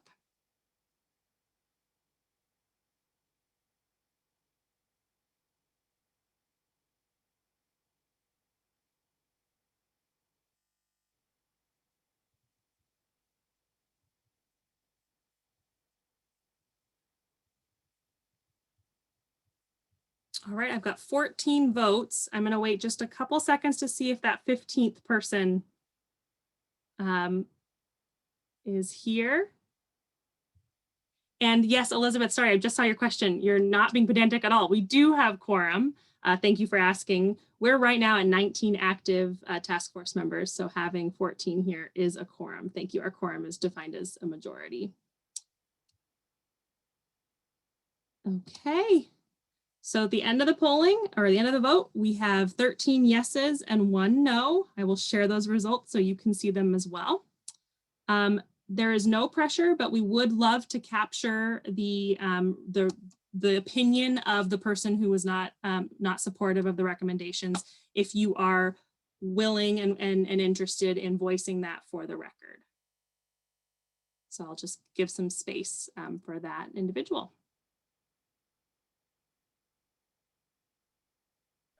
That would be me. Surprise, surprise. I think, as I had said in the feedback to the staff, that I was really hoping that this would be centered around a constitutional restriction. And though I'm not entirely opposed to the letter, that I am not, it's just not what I had in mind when I initially made the recommendation last month. Because I feel like one thing that was pretty remarkable about the constitutional restriction is that we all sort of seemed to feel the same way about it, whereas we all really have very different perspectives, I feel like, about a lot of the other stuff. And so I kind of wanted sort of more to acknowledge our diversity and our differing opinions, and kind of bring this forward as something like, whoa, this is something at least I think theoretically that we all agree on. Or like not theoretically, that's what I think. So a more kind of a united front behind this, because I feel like the constitutional restriction is a real big issue, and it's really sort of the barrier to equitable mobility, I feel like. And I kind of wanted to put that sort of front and center, and that was my feeling. So I'm not upset that this is happening, but that was just my thought and my feeling. And that's why I voted no. I really appreciate you sharing that, Sharifa.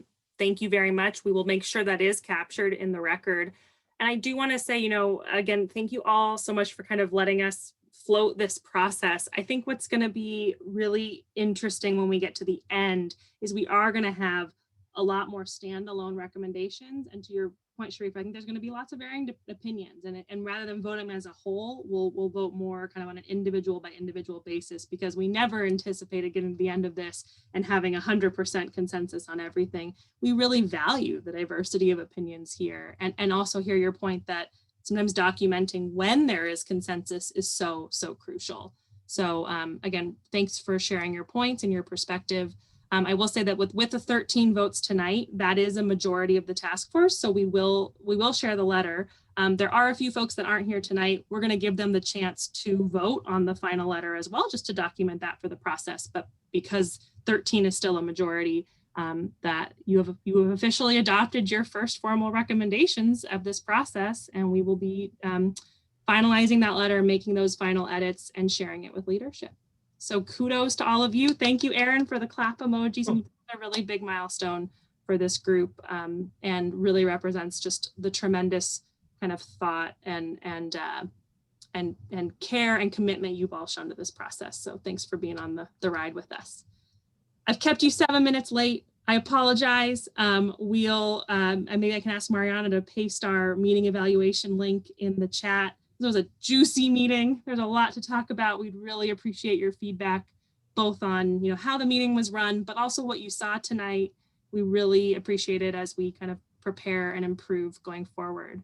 But with that, unless Shoshana, you have any closing comments. Oh, just also thanks so much. And yeah, and thanks. I think this is our first time going over. We appreciate your extra time. And, just honing in on that point, since we are going to be doing more recommendations as we move towards the end of this, if you have other thoughts about how, this particular part. But thank you. We appreciate it. We know we threw a lot of information at you all tonight. And yeah, thanks. Have a great night. Thanks so much, everyone. Thank you. Thank you. Bye. Good night. Have a good night.